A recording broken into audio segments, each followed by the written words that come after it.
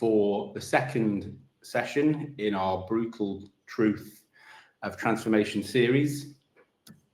This week, I'm delighted to be joined by Barry Flack. Barry's one of our leading people and HR professionals. I'm not going to steal his thunder and take too much away from introducing himself, but Barry's here today to share with us his experience and insights from a long and varied career as a people officer and people leader, with many mergers and transformations under his belt. And we're going to get into culture, trust, and leadership, some of the patterns that we see that impede transformation, and pick Barry's brains on how to set ourselves up for success. As the same as last week, we're on screen and you can see us, but we can't see you, which is still just as disconcerting as it was last Friday. But you should see on the right-hand side of the screen an ability to ask questions, which we'll encourage you to do in the chat, and we'll invite your participation throughout the session. We're also really keen to hear from you, and we've got a couple of polls that we'll ask throughout the morning to get your insights on culture in your organisation and where you've seen success or challenges in transformation. So without further ado, Barry, if you can give us a bit of a background, share some of your history and what brought you here today. Thank you for the introduction, Ben. Thank you for inviting me along, and hello, everybody. I am Barry Flack. I am from that people tribe. You'll see in front of you that despite my youthful looks, I have been around for a long, long time. From an employment, from an consultant, from an interim fractional, different ways of working. I've been involved in change in one way or other in this sort of glorious time that we've all shared.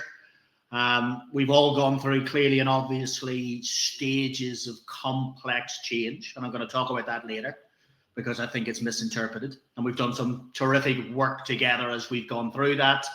A lot of my work in this non-linear particular pathway has clearly seen us develop the technology. The exponential growth in technology has been clearly and obviously a theme that we've dealt with. For me, as somebody who's obsessed with organization and workplace, it has changed how we work.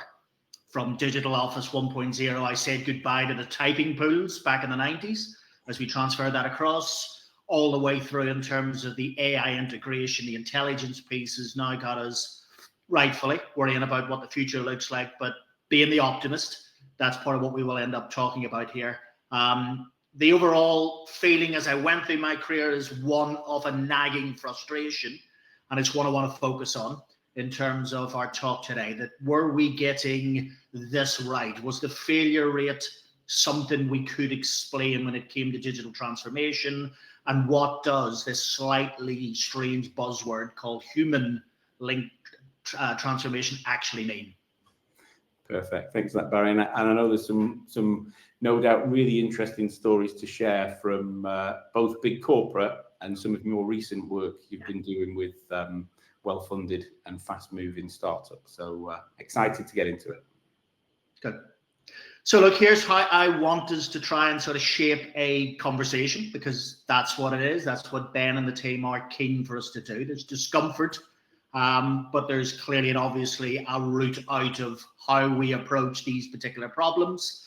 So bear with me as I want to run through how I have seen through my lens this change dilemma that we have. I will pick on the CIO persona, but quite simply, I could have picked on any. We've all been actors in what feels like a dysfunctional period, despite the complexity of change. I will share my view, but more importantly, I want us to get on as quickly as we can into the what good looks like, and especially where Hivemind can help enable that shift. So let's start the conversation, Ben. Perfect. No, and encouraging our audience as you're taking us through some of the uncomfortable truths and challenges to add any questions for Barry into the chat, and we'll pick them up as we get through the content. Cool. So look, uncomfortable truth one, and it's something that will dominate our conversation here. We've got a mental model that's fixed. I could have, as I've said, chosen on any.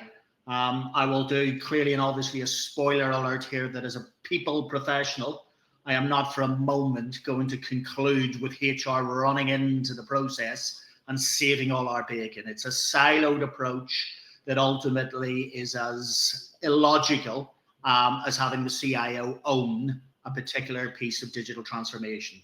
So as we look at this particular mental model, we know that typically how this goes is a CEO that we love and adore, that where over 60% of them have a CFO background, high on efficiency as an outcome, very much in terms of working with the guy or the girl in their silo called IT who will own the piece of digital transformation. I'm still seeing to this day in a growth advisory piece that a lot of CEOs and IT leads who are coming and asking the market and suppliers for AI into their organization.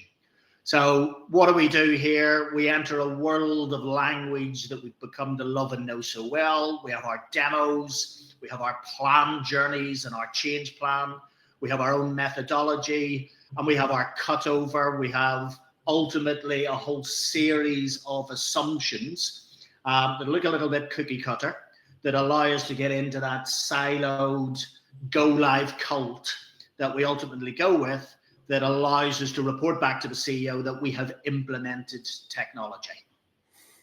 Ben? Yeah, something we see often, judging the success of the program by the milestones achieved or the technology landing, not so much focused on what was the outcome for the business, or did we make an impact on customers or employees.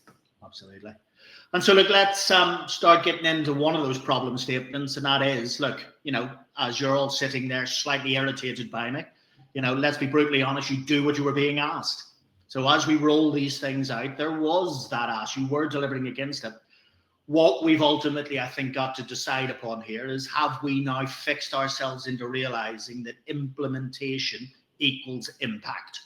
Have we delivered something that is of value to the organization, or have we installed a piece of kit to help us run more efficiently, to help us therefore focus from an IT perspective on the virtues of timeliness, of the cost, of a level of adaptability, but we have forgone for far too long the issue of value to the customer. So very much about configuration. This isn't about transformation. So one of those things that I think downstream, when we talk about what good could look like, is a challenge out to all of us, with the CIO in the middle of it, about what are we doing here and what does success look like? And we'll talk about that later. So one of the other uncomfortable truths, let's be honest, far too often, any remote mastery that is possessed by the HR team is sitting vacant in a room somewhere else in the enterprise. They come in at too late a stage, but ultimately what is said back is, look, we have a level of readiness. We go through that. We're not blind. We're not daft. The challenge here is, ultimately, it's a point in time. It is far too simplistic. The issue what we have here is one that we're going to talk about, is that point in time is never reflective of the incredibly messy human beings that we are dealing with out there. It's static, it's top down, it's far too often obsessed with the mechanical aspects of sign off and hierarchy and permissions, but it's not giving the organization anything of real note that is changing the behavior of people that are down there. And now we have, for example, the FOMO that exists around the market in relation to AI. We know that it is a brilliant piece of utility. We know that in cultural terms, if you are installing something like AI that closes the gap for anybody out there between ideation and execution, like a lot of our generative AI is simply at this moment in time, that the culture, if it does not permit that kind of outcome, if the board continue to need to sign off on ideas, that value will not be realized. Yeah, it will be performative. We need to think in a much deeper, wider, and more adaptive view that we are not just installing a piece of kit, but we are changing the physics and the dynamics of the people, because we are into creating organizations that will survive any of these futures. Perfect, Barry. And I saw, I think it was earlier this week, some data from Gartner on, I think it was 60 or 70% of investments in AI are now falling short and not delivering on the promises or expectations. And part of that is technology, but the major the major element there is how people are being encouraged to use it and what's happening with the outputs. Absolutely. Okay, look, we all know that we're not daft enough to realize that problems come there, but look, what we have done in our mental model is we are fixed on assumptions. So if in doubt, we've governed our way out. One of the major things that needs challenged, for example, is, you know, the whole idea of change as a journey. We've got this perception that in setting out, sold us by typically some large consulting organizations to sort of justify the idea that we're out, you know, we're setting out on an arduous journey and there will be hurdles. It's like a modern day version of Squid Game, is the implementation and installation of any piece of technology that we put in there. Ultimately, we're heading towards something that's called go live. Ultimately, we are placing vision in things like phase 2, where we've just got more feature set that we're going to kick down into some arbitrary assumptions based on cost and other dynamics that are in there. We've got something in there called change resistance. So we set ourselves up on this arduous approach on the basis that change resistance is there. But the very fact of the matter is change resistance doesn't exist. You know, one of the thinkers back in the 20th century, Denning, would tell you 94% and more of the issues in your organization are systemic. They are giving you the culture that you deserve. You are forming behavior as a result of what people do. So people are not resistant. People are only resistant to dumb change. They will resist things that are ultimately putting them in a different position. So hierarchy is a very, you know, some people enjoy being a manager. If that changes, if we are being efficient, you know, some of those things need teased out, tackled, and realize that what we deal with here are consequences, not change resistance. Ben? Sure. So look, there are more, but in the process of today's conversation, I'm giving everyone, obviously, as that particular piece of data has just suggested, a bit of a way out. Yeah, it's not you, it's the system. And I think important to realize why incredibly talented individuals inside enterprises do dumb things is because the system sets us up and we don't realize typically what we're doing in relation to getting the very best out of people that are there. So when individuals write on LinkedIn or turn up and talk about change and complexity, like it has just arrived, I laugh. Our complex world has been around for 40, almost 50 years now. Back in the 70s, our world changed from a very predictable post-Taylor 150 years, whereas Ford would say you can have any car as long as it's black, to a world of global markets where technology did start moving on, where very much the idea of what's in front of us is unpredictable.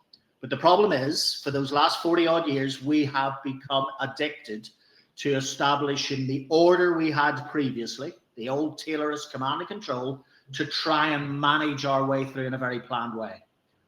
It gets compounded by the fact that forever we've mixed up two dimensions around complicated and complex.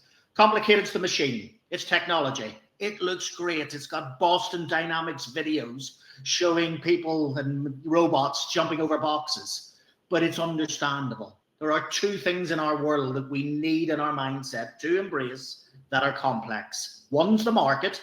Remember back, COVID and wars and what comes over the horizon. We cannot predict it. The other are people, the greatest machine on the planet. Stop believing that we can plan for individuals. The messiness of all of us today, our irritability, the how we approach things is something that we have to give into. And that has to inform ultimately what we end up doing. The diagram in front of you also indicates that we deal with a complex organizational system that reflects 3 different dimensions. And if we don't understand that, we're likely to over-index. Very simply, we have a formal structure. Nobody in this particular talk will talk about chaos and lack of managers and whatever. Our formal structure is useful for stability. It is useful for steering, but it is rubbish when it comes to agility. Going away as leaders, one of the big challenges in organizations is how we diminish the formal structure. The one in the middle, informal, is one that just is. It's the water cooler, as our American colleagues would tell us. It is the informal. It is the person in a department with the best network. It's the guy in IT that everyone asks the question, who forms opinions. It just is. Do not fight against it. The third one is where our focus in technology and people needs to go. How do we create value out of both of those? What are the trade-offs in creating an organization that can handle any of our unpredictable futures? And we do have some patterns, and we can talk about that later. That is very much about what good organizations who embrace this are doing and what they're not. Yeah. And I know one of I think it's the 4th session with Indra, we're going to be diving into, in that informal structure, the invisible forces inside your organization that can either really accelerate change and transformation or significantly impede it, depending on how well you understand those informal structures and are able to work with them and leverage them for the good of the organization. So we've just really quickly recapping, we've talked about the old mental models and the tech first mindset, understand the level of understanding that we've got around cultural readiness and I guess it's the gap really between the perceived cultural readiness in leadership and what's really happening on the ground in the inside the organization. And then lastly, made me chuckle, adding more governance to solve the problem. The more reports, the more insight, the more reporting we can force people to do, the better we'll be able to analyze the march in the wrong direction. Yeah, absolutely. So at this point, I think we wanted to invite some participation. Hopefully, the team will be able to put this poll up on the system for your input and your insight. We've all been involved in transformation programs, digital transformation that stall or slow down or miss the target. What do you believe, sorry, the most likely reason is? A, employees resist the change. B, leadership is not effectively engaging. Or C, the tools and infrastructure are not in place to support the successful adoption. And we'll give our participants a minute or so to answer that. And I think you should all be able to see on your screen where the answers or where the opinions are landing. Can you see that as well, Barry? Yes, I can. Yeah, fascinating. So we've got a not surprising, perhaps, but a significant majority are pointing pointing the finger or singling out leadership and effective engagement and motivation of teams. I know from in my experience, you see leadership, they're highly visible usually at the beginning of a transformation. You know, we've named the program or project, we're excited, we're visionary, and as the days and weeks and months go past, other challenges and obstacles and goals are distracting the leader's attention, and they become less visible. That definitely has a drag on the motivation. What are your thoughts on the answers that we've got?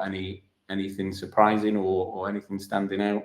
Yeah, look, I think there is a thank you to the audience for gaining more belief in the talent that we have around in the industry. Like, absolutely, tools and infrastructure, not being in place. I think the call out there is clearly, how do we do that better, and how do we do that in a much more adaptive manner?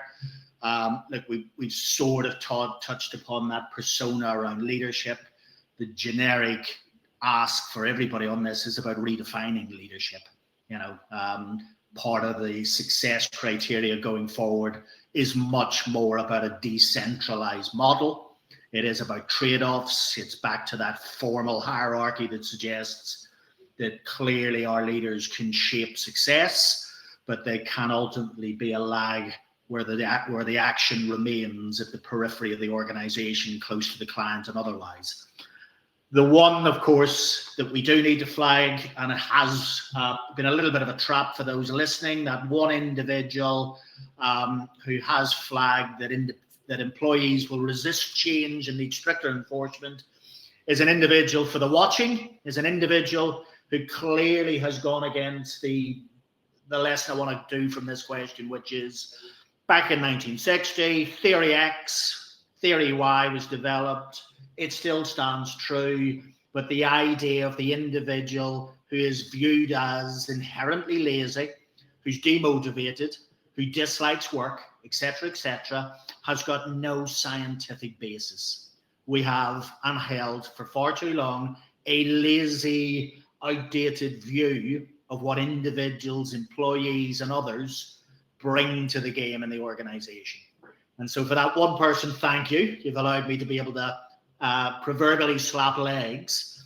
But the takeaway here is the beginning of our conversation that goes next, if you want to go there, which is our challenge on Blockers is, look, first of all, never technology. I'm never going to say it's easy. There is clearly, as the series shows, levels of complication that we need to factor in. But technology is the easy bit. Basically, people aren't. And we keep skipping the people piece. Sure. And then, look, what I have and what I want people to sort of think about here is that mindset shift is a call out to absolutely every member of the C-suite. It's a call out to any of us that are involved in the world of work, that ultimately, if we're going to carry a lot of what remotely made us successful, and we talked about a different measure of success, into where we are in this AI age, then simply we will not succeed. We've got to accept that there's a mindset shift. It's one of the major pieces of thinking for leaders today. We need to adopt, and people will talk about it, a level of humility and unlearning. So a real sense that for a new problem, I would say it's a problem that's been there for a while, but let's cut some slack. How do we go about relearning everything that we have done in terms of our historic thinking and delivery? Does tech first, provide any value beyond a very limited piece of installation? Does it add to that failure? How do we weave in, first and foremost, the idea that people and how the organization moves and how we make the organization more intelligent and how we change behavior has a tech element that comes onto it with those particular outcomes in mind? Are we willing to embrace the very fact of the matter that people are complex, and therefore categorizing them in some of the historic ways we've done is just poor thinking that will leave poor outcomes. Are we willing to embrace both that and the market in a way that challenges what we believe are planful? How are we planning? I hear a lot more and more recently about unlearning, Barry. Yeah. When with obviously leaders of organisations joining us today, what does that look like in practice, and what are some of the things that you've observed successful leaders going through this type of process, unlearning and making that mindset shift? Yeah, look, I mean, I think both C-suite, CEOs, I think we've built a sort of almost MBA brain drain piece that's created a bit of a caricature there that demands off us far too much of the heroic leader. The idea that the individuals who sit around that table inside a very complex organization are driving decisions because they're the most cleverest individuals in the room and in the organization. So the humility piece that we hear is about recognizing that the best leaders go, I don't know everything. Even people following the AI trends are overwhelmed because of the flood we get on a daily basis. Let's embrace complexity. Let's embrace what's going on. Let's start understanding that the success of the organization is predicated on certain principles.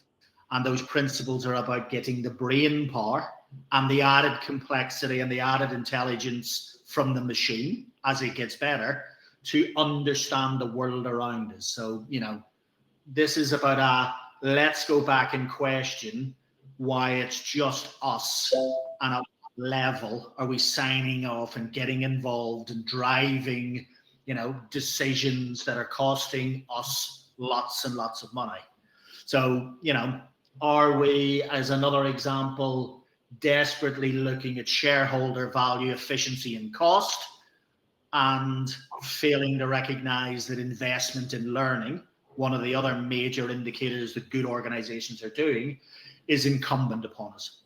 How do we set aside a budget for ongoing adaptive learning to get you up the grid on AI when lots of progressive businesses out there are saying, I'm not going to hire you, I'm not going to promote you, I'm not going to deal with you until you've got AI credentials baked into your skill set? Yeah.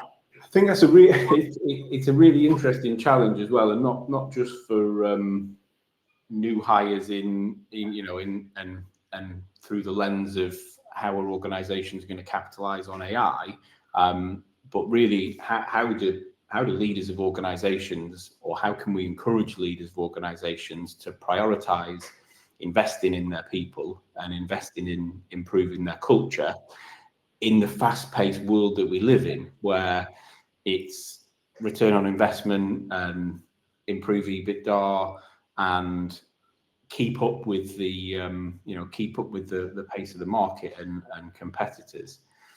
It's a difficult challenge to overcome. Have you any nuggets of experience about convincing boards to put that people and culture investment? Yeah, look, I think, once again, it's an element of accepting what good looks like. Secondly, on a mindset, it's accepting that you've created a culture. And let's be honest, cultures are nothing other than the shadow of the business you put together. Yeah, they've got a legacy. That culture, those systems that drive it, and when I talk about systems, that's performance management, that's reward, that's what you will tolerate in the room when behavior is poor, are forming how people behave. One of the pieces of work that I will do at the outset of this is a much greater degree of scrutinizing the current organization for some of the unwritten stuff, for some of the, if you're in a too controlling manner, or if you are meetings for the meetings level's sake, et cetera, that drive decisions that are performative, that all of us share on, when we know that AI, from a basic perspective, can give us the level of data and insight to avoid those R's. So organizations trade off. I'm a big fan of cleansing.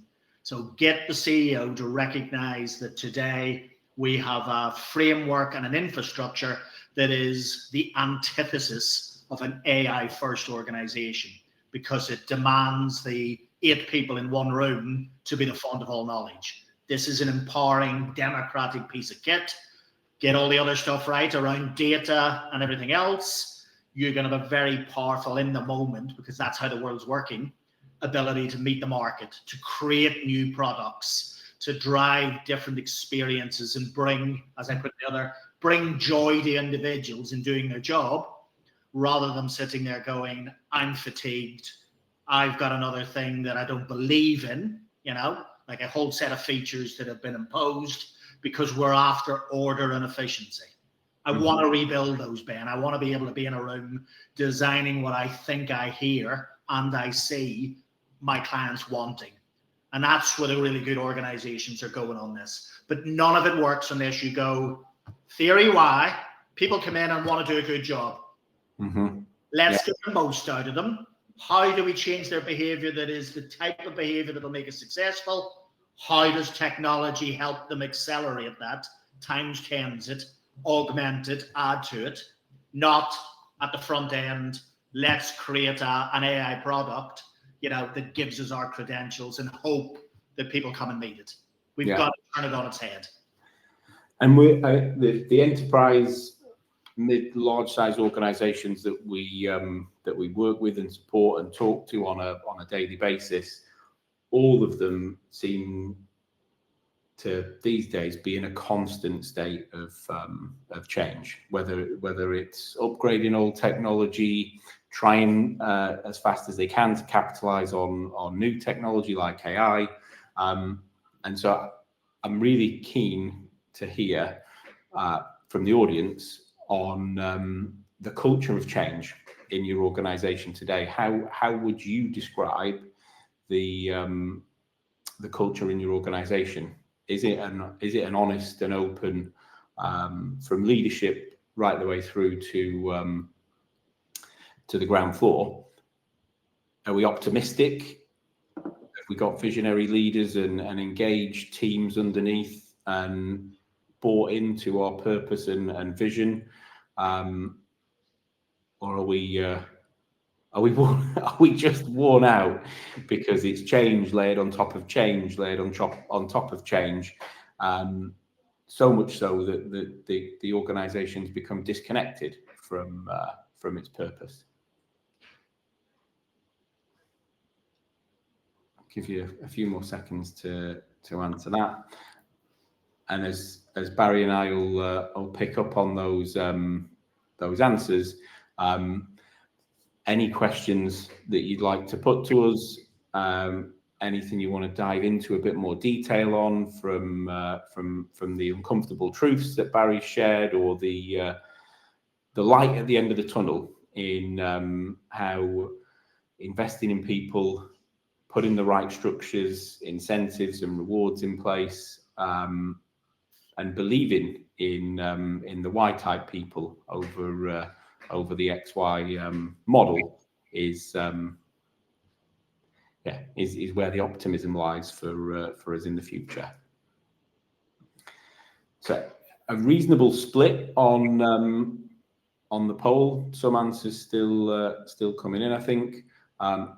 Not surprising to see over a third, coming up for 40%, are feeling change fatigued at the moment. I guess it's nice to see and encouraging that around about a third of the folks are hopeful and can see exciting, bright futures in their organisation. How does that compare, Barry, to clients you're working with at the moment?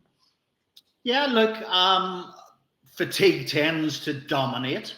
Yeah, like, okay, we could say there's probably a degree of that, and that doesn't surprise me, but worries me on the basis of everything I've just said, because, like, let's be honest, that fatigue piece leads to a little bit of blame, a little bit of they're the individuals who are resistors. Their approach in the meeting, their behaviors are ones where we've decided that those individuals are not part of the future. Those individuals will have some wonderful feedback loops. So this is the sort of, movement across here, is to sort of start talking about the fact that we are going to have to craft a world where that awful phrase of BAU and then we've got change needs to disappear. We are in a place where it's about experimentation. It's about a bottom-up approach to saying, I know what good looks like. I feel that this is my voice. I want to be heard. All of those things that are part of the employment proposition that people need to tap into. And I want to shape something that has me at the center of it. I'm going to be a user. I don't want to do that stuff, but it gives me time to do the other. All of that stuff is a different mental model from, we know what we would do here. We would categorize 4 types of different people. We focus on those up top because they're easier. They're more malleable. We like what they say. We don't have to put too much effort in. They'll do what we tell them. And the fearful and fatigued will get a bit of a frown. We'll look at them and we'll start to give up on them. So the challenge here is, look, that's not surprising, but we've a lot of work to do. And I'm not underestimating that I have a silver bullet. This stuff remains damn hard. But unless we put the effort in, unless we create the adaptive approach, so how does IT come back in with the low-level pilots, the feedback loop, the language of experimentation, the iteration, all of that tells me that the way we've gone and bought software and hardware in the past is up for grabs now. It's a different language. It's a different life cycle. And if the life cycle words and narrative are different, then are we going to tackle things like fatigue? Yeah, because in there, you're going to unlock a whole series of incredibly useful feedback. But back to what I said earlier, Ben, if you've got an organization that doesn't do psychological safety very well, people will not share it. They will tell you they're honest. They'll tell you they're hopeful, but they'll tell their mate in the pub afterwards, I'm really worried. So this is where it gets, you reap what you sow. The foundations in your organization will get you in the end. You can pretend that you've reported back to the C-suite and the CEO a wonderful, beautiful picture about adoption that's frankly for the birds. It doesn't mean anything. Mm-hmm. And Laura's put in the chat, and I think it's a real organizational challenge, and something that I've come across over the last few years on a really regular basis. And the point is that she says the culture of change has been severely impacted by some budgetary impacts. So change is more associated negatively with structural impact rather than transformation. And I know in some organizations that we've worked with in the last 2 or 3 years have been kicking off their 3rd, 4th, 5th transformation program, and however the board and the leadership want to, or however well intended they are, they create messaging around this transformation program is going to be different, but the organization here is it's a restructure, it's a cost-cutting exercise. We're on another operational efficiency drive. And I think the real challenge is reconnecting to the vision and the purpose, and re-engaging the people in the business's real vision. Yeah, look, it's without being overly flippant, executive headhunters need to stop hiring ex-CFOs, who live and breathe this, being brutally honest. We're reaping systemically what we sow there. We've also got a systemic issue around shareholder value that is very much about cutting back and creating enough of a premium to pay out. Those things are real. I'm not going to duck them. But the other issue here is where I've seen it done well, the embracing individuals into some statements around how we're framing AI. What does it mean? giving individuals the space to be not micromanaged but coached. So another systemic change is about creating a more positive interaction. The best organizations, regardless of financial or otherwise, are finding space to invest in skills. So there's an adult to adult conversation going on that says, look, we're embracing the future. It's unpredictable. This is very much a relevant skill set. We want you on it. We're going to provide you with both the time. So we're going to cleanse all that rubbish stuff. And we're going to give you what, Google talked about in the 20% many years ago, but we're going to give you time to invest in it.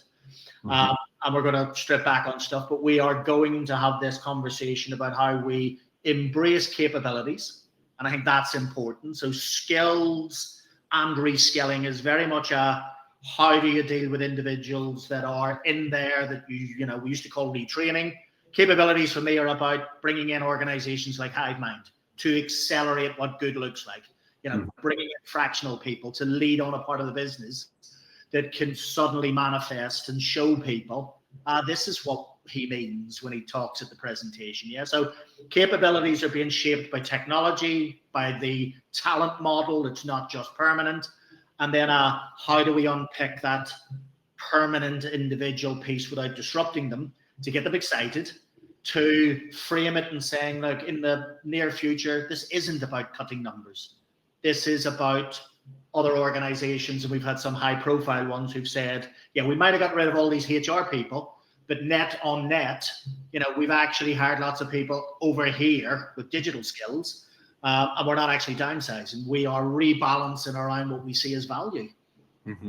Yeah, people need to understand the context, and when people will get, I get why my business is doing this. I really get it. Now, I have a very personal approach, yeah? I'm approaching retirement. I really just want to see that out, yeah? I'm young and, everybody, I've just got a family. I've never liked digital, All of these things are going through. How do we scale really good conversations with every person individually that goes to the heart of their concern and scale that as you move along? But it's not done by a one-size-fits-all installation, go live, everybody is now okay. That's for the birds, and we have to stop doing that.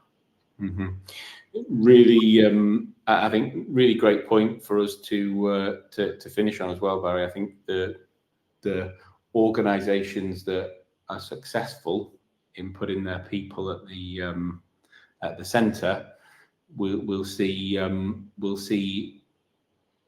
adapt and embrace the changes and the complexity in a much more successful way than those that just keep forcing change down the track. Absolutely. Yeah, look, for CIOs impacted by the program, there is a number afterwards that you can contact if you need to discuss anything that is worrying you. I think we're up on time. Thank you so much for spending the time with me this morning, Barry. It's been great to get your insight.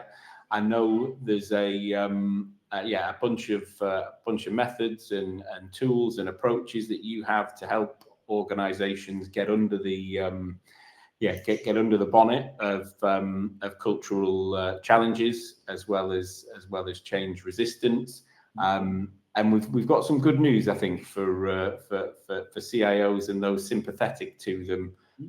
Next week, we're going to be going through how the democratization of technology, as well as technology leadership decisions and technology ownership in the business, is impacting progress, and look at how organizations can sense and respond and react to that in the most positive and effective ways. So thank you all for your time, your comments, your contributions, and spending the time with us this morning. And we look forward to seeing you next Friday for the next session. Thanks, Enjoy the weekend, and thanks again, Barry. It was really great to spend the morning with you. Thanks, man.